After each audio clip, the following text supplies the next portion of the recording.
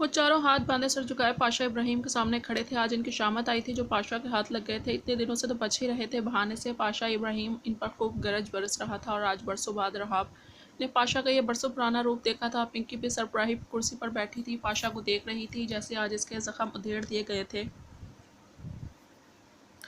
سب سے زیادہ تم قصوروار ہو سوہم خان، آخر کیوں نہیں سمجھتے؟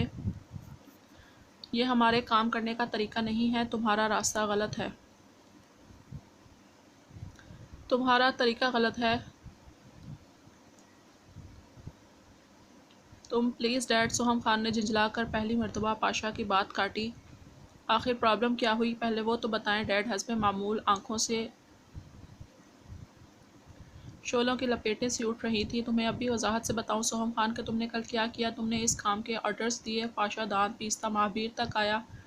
تم مہابیر راسن تم نے گن ڈلیور کی ہے نا؟ پھر جبران کے سامنے آیا اور جبران کبیر ابراہیم تم نے فائر کیا، یس اور نو؟ اب ایشان کی باری تھی اور ایشان کبیر ابراہیم تم نے لاش ٹھکانے لگائی، ہمیشہ کی طرح جڑواں ہونے کا فائدہ اٹھاتے ہوئے، دنیا کی نگاہ میں دھول جھونکتے ہوئے کہ جے کے تو سب کے سامنے تھا۔ تو لاش کدھر گئی ہے نا؟ میں نے تم چاروں کو اسکیلپر یوز کرنا سکھایا، اس لیے نہیں کہ انسانیت ہی کاٹ کر پھینک دو۔ اب بتاؤ تم لوگوں نے ہی کیا نا یہ؟ یس ڈیڈ، ہم ہی نے کیا۔ سوہم نے اب اطمینان سے اعتراف کیا تھا۔ وحشت زدہ سبز آنکھوں میں بے حد سرد سا تاثر تھا۔ کیوں وہ تھا ہی اسی قابل۔ شٹ اپ سوہم خان، پاشا دہاڑا۔ تصدیق اس بات کی کہ وہ اسی قابل تھا ابھی کہ نہیں ڈیٹیلز نکلوائی تھی پہلے؟ ذرا وضاحت دو، اتنی بے رحمی، اتنی صفاقی۔ اور آپ اب چھوڑے نا، غصہ بچے ہیں، سمجھ جائیں گے، رحاب نے مریل سی آواز میں کہا اور مدد طلب نگاہوں سے پنکی کو دیکھا۔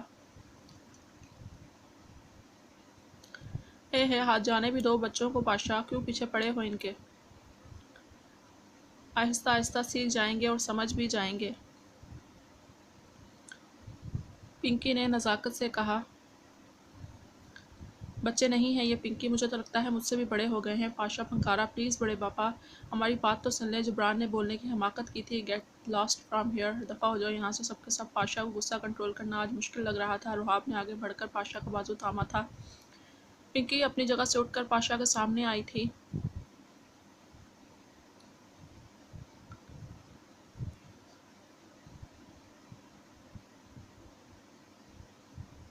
جلات کو روکو گے پاشا ابراہیم؟ جانے دو، رہنے دو، طوفان ہیں وہ، نہیں روک پاؤ گے انہیں، پنکی کہتی اپنے کمرے کے لیے نکلی تھی۔ پاشا نے اپنا سر تھاما تھا۔ چاروں وہاں سے نکلے تھے، رخ بیسمنٹ کی طرف تھا۔ سوہم خان نے مخصوص اشارہ کیا تو وہ سمجھ کر آگے بڑھے۔ اب ان کا رخ چاروں کا بیسمنٹ کی جانب تھا۔ بیسمنٹ میں سربراہی کرسی پر سوہم خان تھا جو بس صرف اتنی بات کیا کرتا تھا جسے کرنا کوئی بہت زیادہ ہی ناگزیر ہو۔ حسب معمول سب اس کے سامنے کرسی پر بیٹھے تھے اور منی اس کے پیچھے ہاتھ باندھے کھڑی تھی۔ نیو اپ ڈیٹ دو جے کے، وہ ہاسپٹل نہیں گوشت مارکیٹ ہے یا قصائیوں کا اڈہ؟ جبران نے تمام تفصیلات سے سوہم اور سب کو آگاہ کیا تھا۔ تو ٹھیک ہے ڈاکٹر جبران، کل سے ڈیوٹی جوائن کرو اور رات تک مجھے انفارم کرو۔ یاد رکھنا جب جبران ہاسپٹل میں ہو تو جے کے ان قصائیوں کی گردنوں کی تلاش میں نکل جائے۔ سوہم کی آنکھوں میں ایک سرد اور سنسناتی سی چمک تھی جو اس اسکیلپر یوز کرتے ہوئے اس کی کائی جمی آنکھوں میں آ جاتی تھی۔ وہاں موجود وہ تینوں اور ان کے بہت خاص آدمی سمجھ چکے تھے کہ انہیں کیا کرنا ہے۔ جبران اور ایشان چونکہ جڑواں اور بالکل ہم شکل تھے، صرف بہت ہی کم قریبی لوگوں کو پتہ تھا کہ ایشان کے کان پر پیدائشی برتھ مارک تھا جس سے ان کی پہچان ہو پاتی تھی۔ جبران نے امریکہ جبکہ ایشان نے کینیڈا سے ہارٹ اسپیشلسٹ MBBS ڈگری حاصل کی تھی، مگر ایک ہی نام جبران کبیر ابراہیم کے نام سے، کیونکہ انہیں پتہ تھا کہ ان کی زندگی آگے جا کر کیا رخ اختیار کرنے والی ہے۔ وہ بظاہر ڈاکٹر مگر کچھ اور ہی بننے والے ہیں۔ ان کی زندگی کا مقصد اور حاصل کچھ اور ہی ہونے والا ہے۔ ضروری ہدایت دینے کے بعد سوہم خان نے میٹنگ برخاست ہونے کا اشارہ کیا۔ وہ چاروں اٹھے اور ایک ہی مخصوص سٹائل میں پینٹ کی پاکٹوں میں ہاتھ ڈالے باہر کی جانب بڑھے تھے۔ باہر سے آتی گھنگرو کی آواز کو دبانے کی کوشش میں رواحہ نے اپنی کانوں پر زور سے ہاتھ رکھے۔ محفل اپنے عروج پر تھی۔ شہر کے رئیس اور سیٹھ باہر محفل سے لطف اندوز ہوتے ہوئے موسیقی اور نزاکت سے کیے رقص پر اپنا سر دھن رہے تھے۔ کمزور سا دل دھک دھک کر رہا تھا۔ آج ہفتے کا وہ دن تھا جو اس کے لیے اذیتوں کے نئے باب لکھ دیا کرتا تھا، اور حسب معمول ہوا بھی یہی۔ کچھ ہی دیر میں تارا بائی اس کے پاس آئی تھیں۔ چندا میری جان، جلدی سے تیار ہو جا، اور جو کپڑے نکال کر دیے ہیں وہ پہن لے، رستم دادا پاس پہنچنے ہی والا ہے۔ اس نے شاکی نگاہوں سے تارا کو گھورا تو وہ دانت نہ کوستی معنی خیز سی بولی، ارے کیا کریں، آخر اب وہ ہیں جو تمہارے اعلیٰ پائی کے عاشق، تو صرف اتنی سی فرمائش ہوتی ہے ہر ہفتے کہ انہیں اپنے ہاتھوں سے جام بنا کر دے، اور شکر کر 18 کی نہیں ہیں ابھی، نہیں تو تیری جان ہی نہیں چھوڑنی تھی۔ اس رستم ہلکٹ نے کوٹھے پر پلی وہ جانے کیا کیا بےہودہ اور فحش الفاظ استعمال کرتی تھی، رواحہ کو سن کر ہی ابکائی آتی۔ اچھا جاؤ، میں ہوتی ہوں تیار، اس نے جان چھڑانے کو کہا۔ وہ چلی گئی مگر روح یوں ہی ڈھیٹ بنی بیٹھی رہی۔ کچھ ہی دیر بعد اسے بلاوا آ گیا، رانی بائی اسے خود لینے آئی تھی، مگر اسے یوں ہی ملگجے سے حلیے میں دیکھ کر رانی بھائی کا ہاتھ طیش و اشتعال کی شدت سے چندہ پر اٹھتا ہوا ہوا میں بلند ہوا تھا، مگر اتنی ہی جلدی رانی بائی نے خود پر کنٹرول کیا کہ ایک مرتبہ وہ جرأت رستم دادا کے سامنے کرنے ہی والی تھی تو اس کی دھاڑ پورے کوٹھے میں گونجی تھی۔ رانی بائی، آج سے یہ جرأت کی ہے، آئندہ کی تو ہاٹ جڑ سے اکھاڑ کر اپنے کتوں کو کھلا دوں گا۔ رانی اسے بازو سے تھامے دوسرے کمرے میں لے آئی۔ وہ کمرہ نہیں، جیتی جاگتی مسحری تھی جسے موتی گلابوں کے پھولوں سے ہر ہفتے اس اسپیشل مہمان کے لیے سجایا جاتا تھا۔ وہ کمرے میں داخل ہوئی تو رستم دادا اسے دیکھ کر کھل اٹھا۔ زہ نصیب، طویل انتظار کے بعد آنکھیں دیدار کے جام سے سیراب ہوئی ہیں۔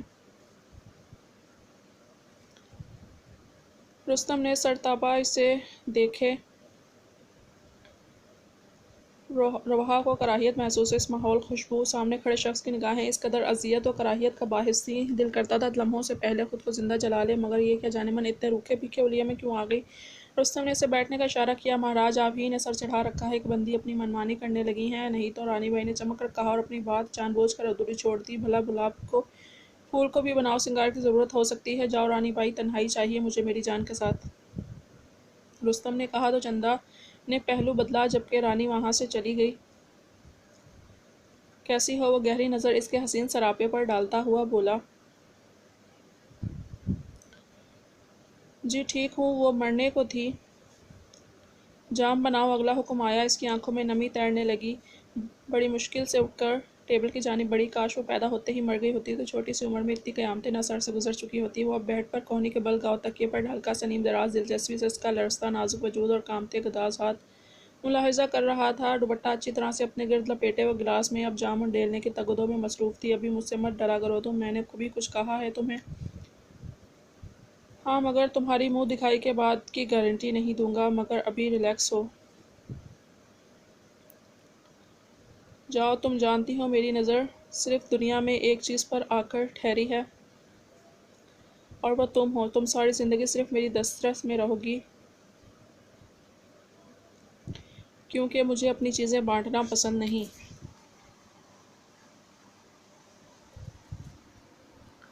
وہ لاپرواہی سے بولا۔ منہ دکھائی رواحہ کے سر پر ایک اور بم پھٹا، اس کی روح کو کچوکے لگے اور تار تار دل و جاں کر لائی، مگر یہ نہ کہہ سکی کہ اگر اتنا ہی دسترس میں رکھنا ہے تو اس شے کو پاکیزہ کر لو، نکاح کر لو، کیونکہ یہ سوال کر کے وہ جواب پا چکی تھی کہ نکاح تو خاندانی بیوی سے کر چکا ہوں، اب وہی میرے بچے پیدا کرے گی۔ تم چاہے کتنی پاکیزہ رہو، مگر پلی تو ایک کوٹے پر ہونا، تو تم سے اپنی اولاد کیسے پیدا کروا لوں؟ اس جواب نے اسے ٹھنڈ ڈالی تھی، اب کبھی یہ سوال کر کے مزید ذلت کے گھڑے میں نہیں گرنا چاہتی تھی۔ اس نے جام بنا کر سامنے والے کو تھمانا چاہا، رستم کی انگلیاں اس کے ہاتھ سے ذرا سا مس ہوئی تھیں۔ رستم کو لگا گلابی روئی کے گال کو چھو لیا، مگر وہ کرنٹ کھا کر پیچھے ہٹی تھی، گلاس ہاتھ سے چھوٹ کر چناکے سے زمین بوس ہوا تھا۔ رستم کے ماتھوں پر ڈھیروں بل آئے تھے، مگر جب وہ منہ پر ہاتھ رکھ کر بلک بلک کر رو دی تو وہ نرم پڑ گیا۔ جاؤ یہاں سے، وہ سرد سے لہجے میں بولا تو رواحہ سر پر پاؤں رکھ کر اس جہنم سے دور بھاگی تھی۔ وہ گاڑی سے نکل کر اس پوش علاقے کے چھوٹے سے پارک میں داخل ہوا۔ ایشان کی نگاہیں ادھر ادھر کسی کو تلاش کر رہی تھیں۔ وہ پارک میں آہستگی سے چلتا آگے بڑھا، مگر جلد ہی قدم روکنے پڑے تھے، کیونکہ ایک بینچ پر ایک لڑکی بیٹھی زوروں سے رو رہی تھی اور دو لڑکے اسے پریشان کر رہے تھے، ہاتھ آگے بڑھا کر اسے چھونے کی کوشش کر رہے تھے۔ ایشان کے ماتھے پر ڈھیر سارے بل آئے تھے۔ وہ آگے بڑھا اور ان لڑکوں کو گردن سے دبوچ کر جلد ہی دھول چٹائی تھی۔ وہ انہیں بری طرح پیٹ رہا تھا، جبکہ اگلا منظر انتہائی غیر متوقع اور حیران کن تھا اس کے لیے۔ وہ گلابی سی لڑکی گھٹنوں سے نیچے تک یلو فراک اور جینس کی ٹائٹس پہنے اسکارف لیے اب بینچ پر چڑھے بچوں کی طرح تالیاں بجا بجا کر خوش ہوتی ان لڑکوں کو ٹھینگا دکھا رہی تھی۔ اس نے اب غور کیا تھا، اس نے بچوں کی طرح لمبے بالوں کی دائیں بائیں دو پونیاں بنا رکھی تھیں۔ وہ لڑکے اس جلال سے جان چھوٹتے دیکھ کر موقع غنیمت سمجھتے بھاگ چکے تھے۔